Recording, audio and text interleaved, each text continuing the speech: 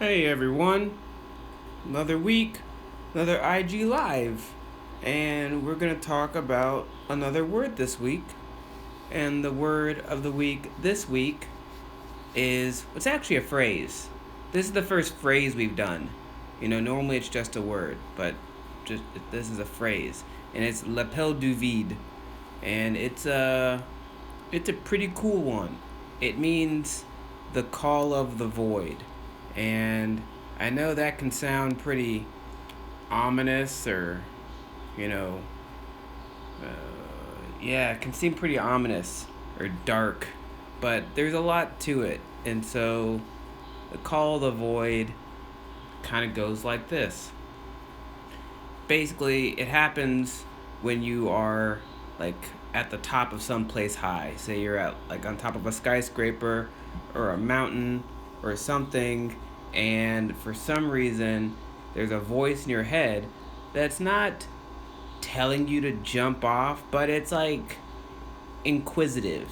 It's curious. It's wondering what it would feel like to like jump off this ledge. And at that point, most people uh, back away from the ledge, or they tell their voice to be quiet.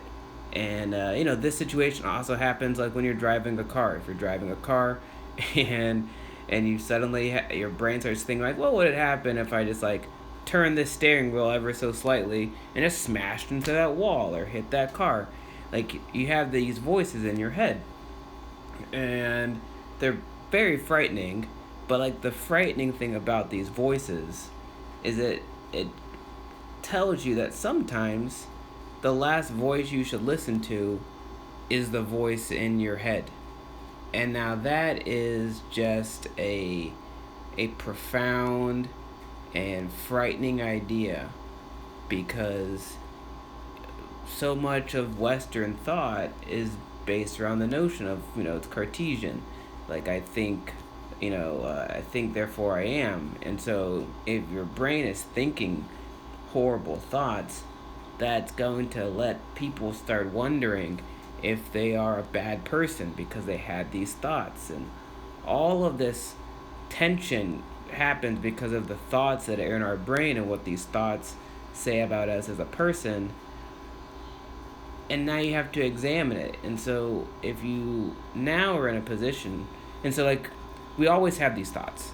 So if you look at it, cartoons would always have the example of like an angel and a devil on your shoulder, and the devil's saying one thing and the angel's saying other thing, and you gotta like silence the bad voices. So we are aware that this conflict of the conflicting voices in our heads is like a real thing, but it's comical when it's something monotonous about should I eat that piece of candy or that donut? It's kind of funny. But if those voices are still engaging with themselves at a life or death moment, now it becomes frightening. Now you really have to start thinking about, why do I decide to not listen to the voice in my head? Why is my voice having these thoughts? Why does this happen? And due to this tension, you need to have like a philosophical foundation, a reasoning that extends beyond yourself. Because if you look at the example of being on a mountaintop, if you're on top of a mountain and you have that voice in your head that's really curious about jumping off, and you decide not to do it, you break it down. Like, why did you decide not to do that? Clearly, it's because you want to keep on living. But then the reasons like, why do you want to keep on living? It's mostly going to be due to the things that you have an attachment to. Your friends, your family, the stuff you want to do in the future, just all the facets of life that exist, but those things exist outside your head. They exist via the things that you interact with. They're all external. They're part of your consciousness, not just the ramblings in your brain. And so this speaks to the importance of having a philosophy or a handle on existence and what you want to do in existence, so that you can navigate the voices in your own head. so that you can act and do the actions that you want to do, and not necessarily just the random actions that pop in your brain. And at the same time, you'll also be able to distinguish between being a good person based on the thoughts in your head, or being a good person based on the actions that you do. Like, this is a weird example, but I think for some reason I think about this a lot. When I was in high school, a friend of mine, we were eating at like a McDonald's or something. We were sitting there eating food, and some little kid walked by, and she was like really happy and had a tray full of food, and she was like, little kid walking with like all the energy and stuff and the joy.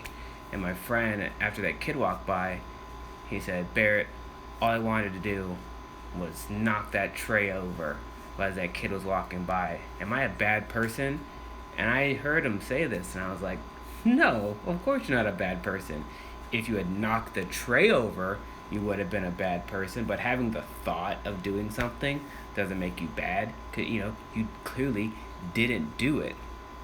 And so, like, that question that people have regarding the thoughts in their head, it's due to having a greater emphasis on determining whether you're good based on your own thoughts, and not good based on your actions. And your actions in many ways are shaped by your philosophies and your awareness and your consciousness and your relationship to the things around you and the actions that you engage with. And philosophies in many ways are there so that you can have like a consistency of good actions, of good practices. And so, like, I think of lapel du vide a lot, because I should have opened with this, but like, I've always had that sensation when I'm at a tall place. My brain just like, "Oh, what would that feel like? What would that be like? Well, just look over the edge a little bit more." And I end up having to fight my own brain and take the step back off the ledge, because I don't want to momentarily go insane and have an irreparable mistake.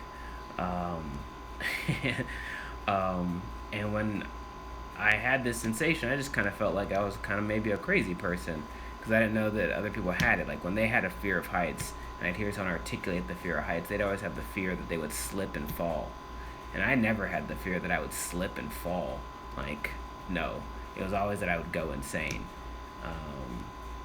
But then having the word lapel du vide, or the phrase, really allowed me to anchor the sensation I had on something that was real, tangible, that people had talked about, had discussed, and had given a term for it. And so then it made me feel like less crazy, and more like I had a better like understanding of myself. Um, and so now I'm like, I think I'm a little bit better in the high places, because I have greater strength and confidence to just like silence the voices in my head and focus on, like, why why I'm there, and what's the point of doing things in that environment. And so it's really, really significant. Um, and so at the same time, and I talk a lot about Cartesian philosophy during these, the word, in a quite negative way. But when I look at COVID-19 and how people are engaging in absolutely crazy actions because the voices in their head are giving them a justification to do things that has no relation to existence, it's like they're just jumping off the cliff. The call of the void is happening, and they are just like gleefully jumping into the void. And it's really troubling, to be honest. But for, so as we nowadays are having to confront COVID and all sorts of stuff, we have to make sure that our actions are guided with a connection to the environment around us, and surviving and existing in the world, and not just the thoughts in our brain, because the thoughts in our brains plenty of times are telling you things that are not conducive to existing. And if you have a philosophy about existing, which existentialism is, it's like it has existence in the word, you now have a counter for the voices that tell you stuff that will not be beneficial for your existence.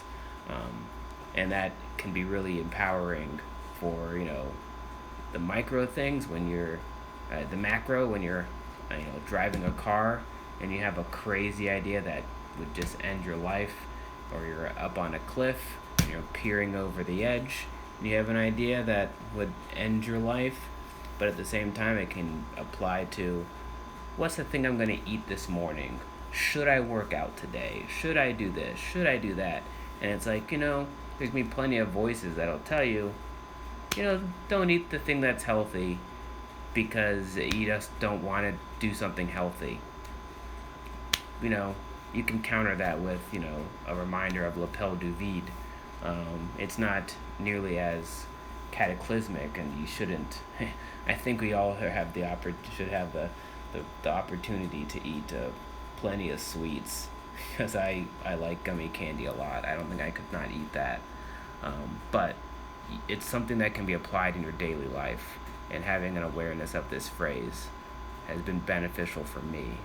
And I think it can be beneficial for a lot of other people. And so that's why I picked the word. And so yeah.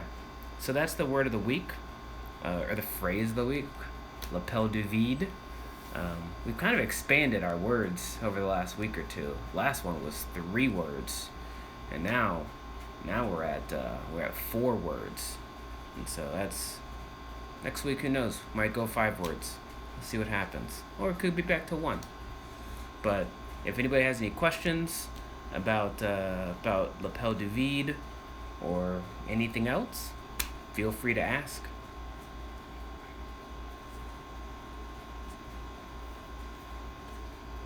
Okay. But yeah, lapel du vide. It's a good French phrase. I like it quite a bit. And oh, yeah. So I'll talk about conscience versus consciousness. And actually, I got an email today that the French word for consciousness is conscience. And so many things or get lost in translation, or the meanings get distorted when they go from one language to another. But yeah. Okay, perfect. So conscience versus consciousness. So like your conscience in English is articulated as this thing that magically just like lives inside you, that kind of supposed to ensure that you go on the right path. It's like it's something biblical or whatever, and it's just that's a very weird idea.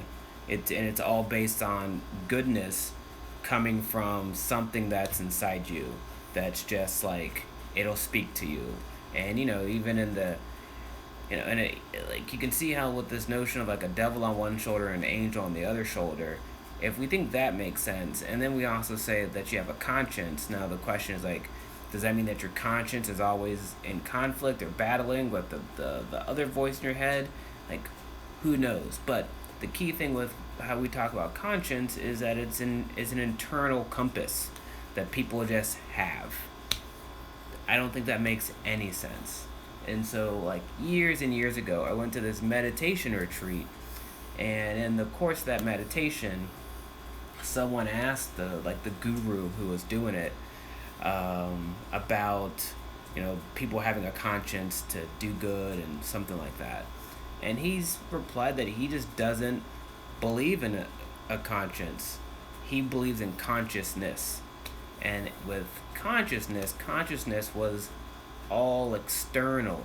It was your connection to your environment. It was your awareness of your surroundings. It was your awareness of your place in the world. And so, like, the words are very similar, but how they guide you to do good things are just diametrically different.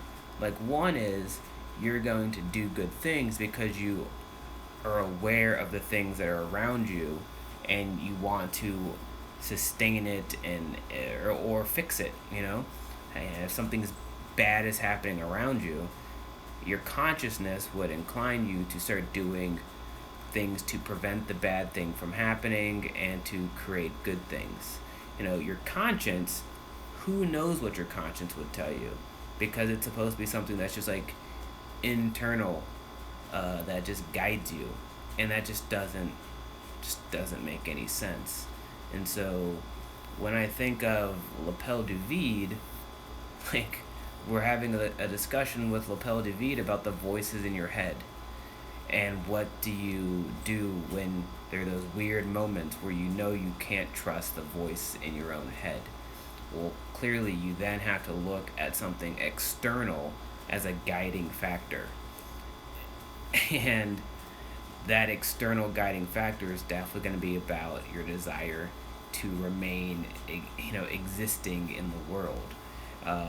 And now that can spiral out into a whole bunch of things. Like, if you're going to live in the world, you probably want to live in a dignified way, that you're not just living so that you can work 18 hours a day, or all sorts of different complexities. But consciousness versus conscience, it's all about, one's about awareness, and the other one is about believing in something innate within you that will just like set you on the right path. And I don't know how accurate a conscience will be at guiding, but I think consciousness definitely can. And also, a key thing about consciousness is, if with like meditation and yoga and all these different practices, there are practices that you can do that can help you become more conscious of the things around you. I'm not sure that there are practices that you can do to make sure that you have a good conscience. So, like, one's quite tangible and another one is not tangible at all, really. And so that's how I would like do a distinction between conscious and consciousness. I hope that answered the question. Now, how does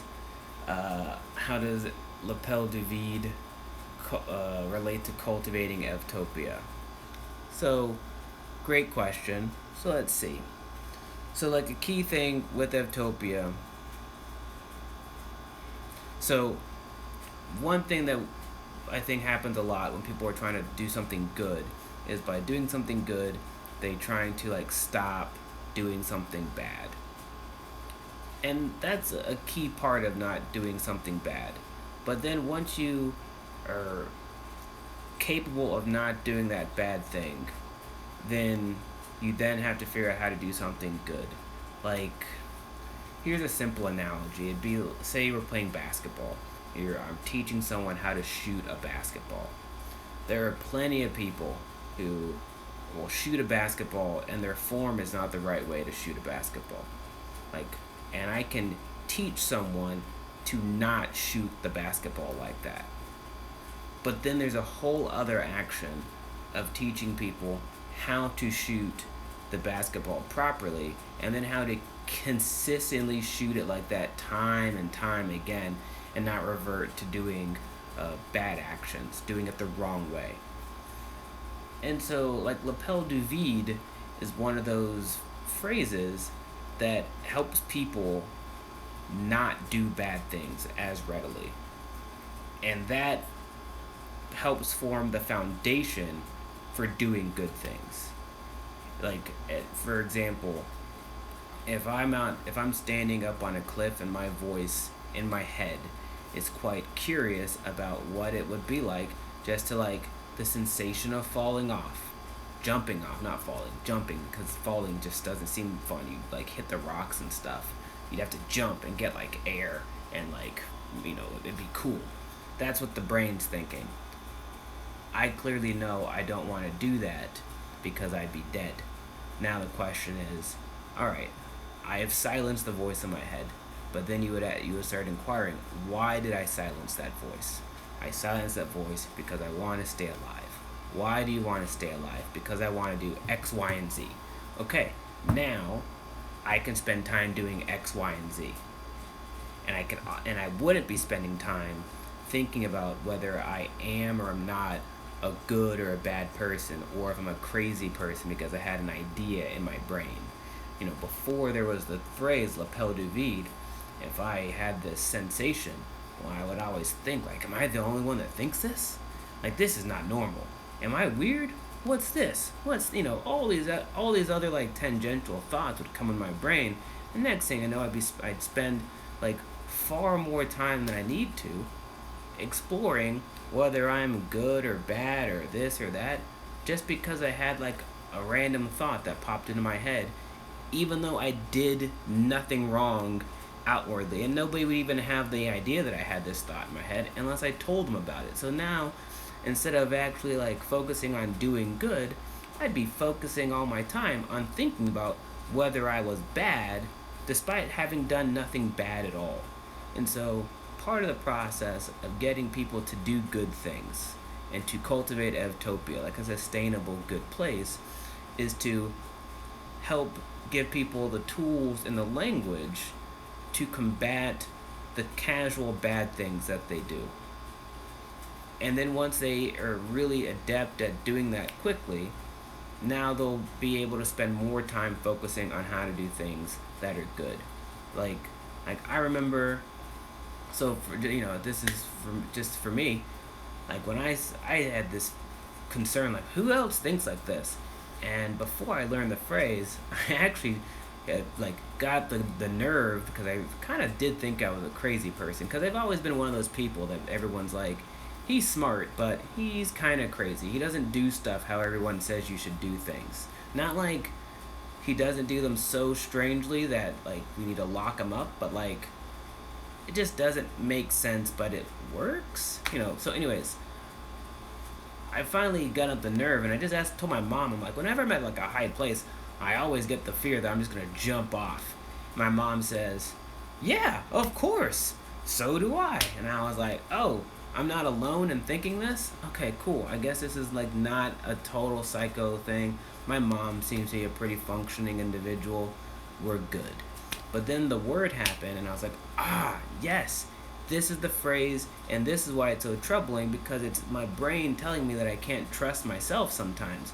Now I have to figure out something else that I can trust that exists beyond my thoughts and those actions and stuff like that. So it works to help to cultivate Evtopia, because it makes people less preoccupied about wondering if they're good or bad because they've had like random thoughts pop into their mind.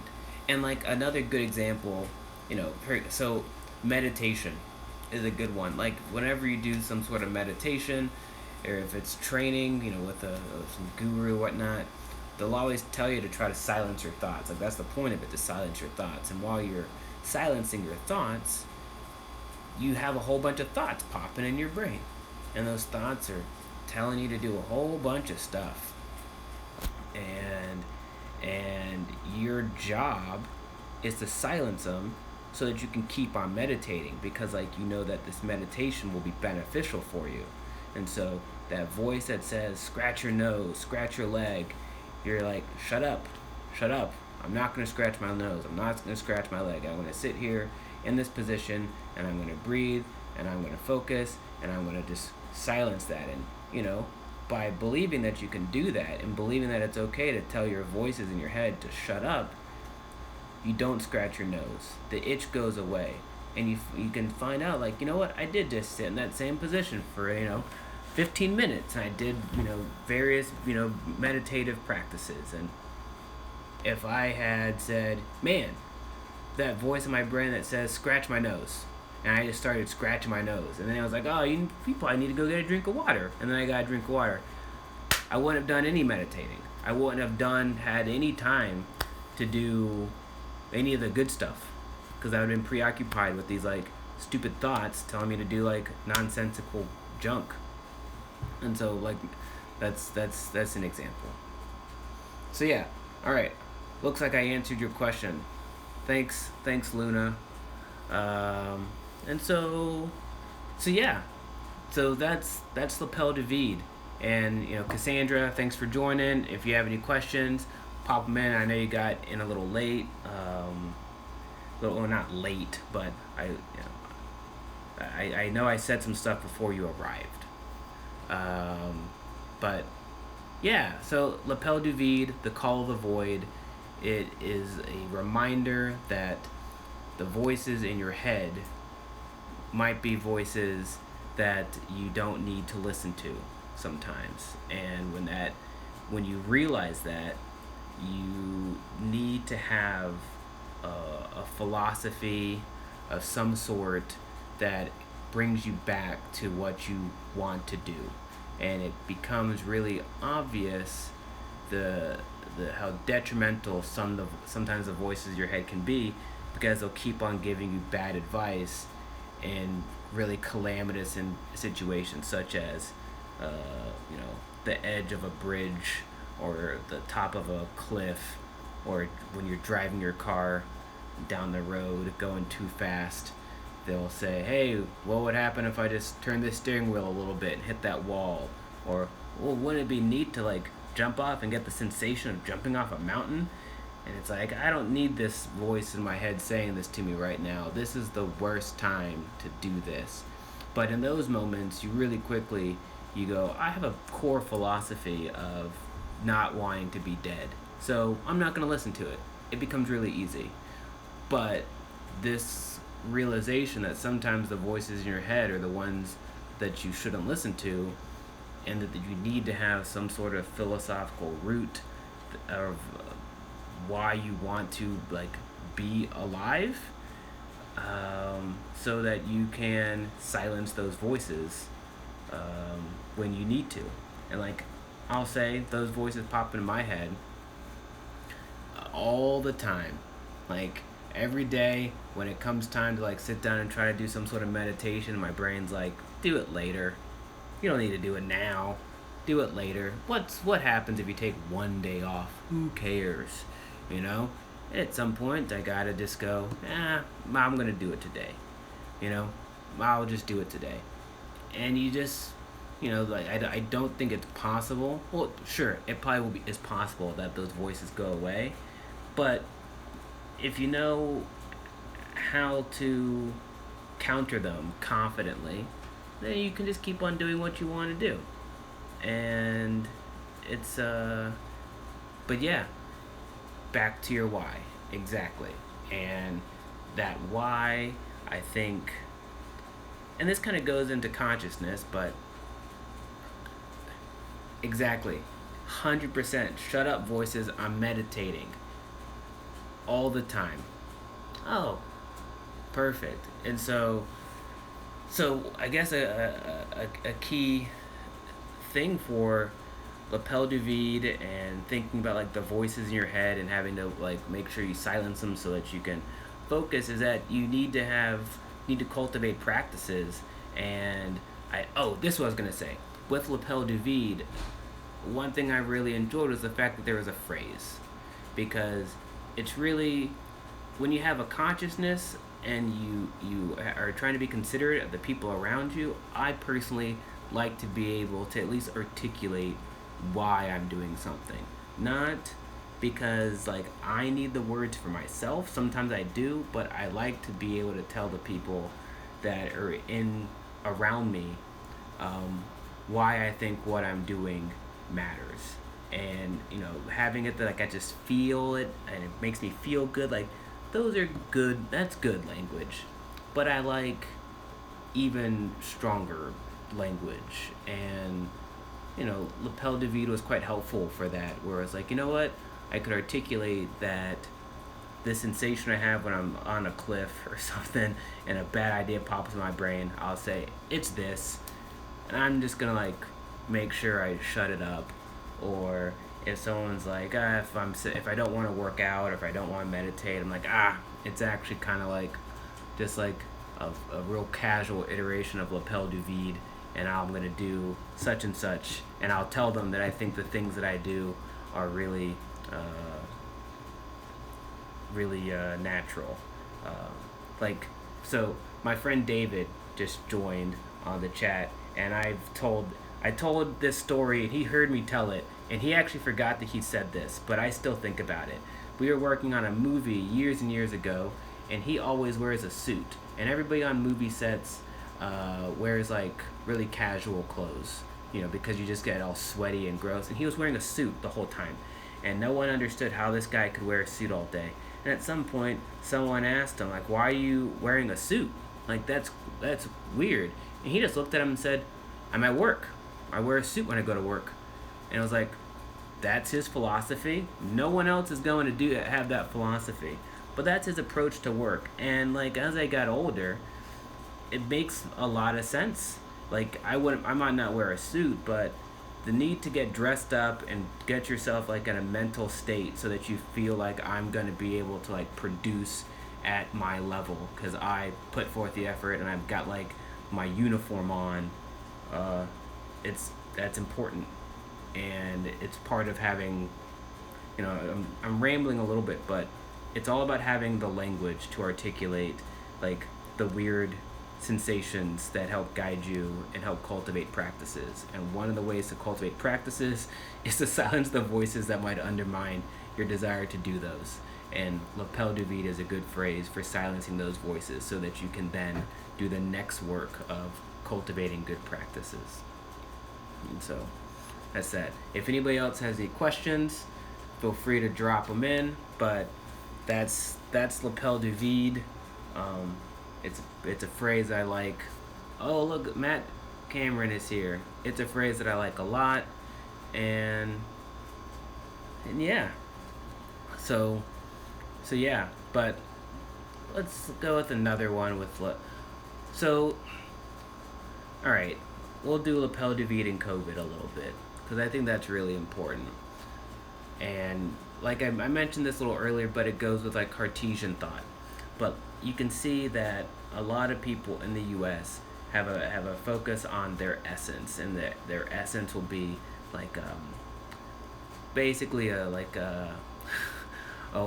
white a whiteness that can survive existence. It's above it or whatever, and so they don't need to wear masks or follow precautions or obey the law to know what's how to be safe. It's completely absurd, and they think they can do this because there's some irrational voice in their head that's telling them that they can make decisions while being completely disconnected to reality. They have no consciousness or awareness of what's around them, and so they listen to these voices. They sound totally insane. They do things that are very dangerous, that makes life worse for countless other people, and they're just gleefully jumping into the void. Like the call to that void is like, for many of these people, probably the dominant voice in their brain, and it's really, really tragic. And as we talk to people about how dangerous ignoring, having a lack of consciousness and awareness in the middle of a pandemic that's contagious, you can't really talk about a greater void of existence, or takes you to a lack of existence, a void, than that. And so, like the other day, since we've been in COVID for like a while now, I started getting the voice in my head that was like, go outside more, like what's going on, you've been doing this for a long time, you got it. And I was like, that's crazy. That voice doesn't know what it's talking about, because like I'm really good at addressing COVID because I'm not recklessly going outside. Like I'm sticking to like a routine and procedures and all sorts of stuff. It's and they're not like crazy stuff. You just put your mask on, make sure you have your hand sanitizer, wash your hands, try not to go around crowded spaces. Nothing too crazy. But there was a voice in my head that was like, nah, you got it. Take some more risks. I'm like, that doesn't make any sense. And I had to tell that voice to be quiet and to not listen to it. The fact that like I've been good at handling this situation for months now doesn't mean that I get to be casual. It means I just have to keep on sustaining the same practices and not listening to those voices in my head. And that voice is the same voice that would say, look how cool it would be to jump off that mountain when I'm standing at the top of a mountain. And so, that's the call of the void. And so yeah, um, that's the word. That's the phrase. And yeah, if anyone has any questions, feel free to drop them in the chat. If not, I really appreciate everyone chiming in. And yeah, let's see. Actually, I'm getting a text real quick.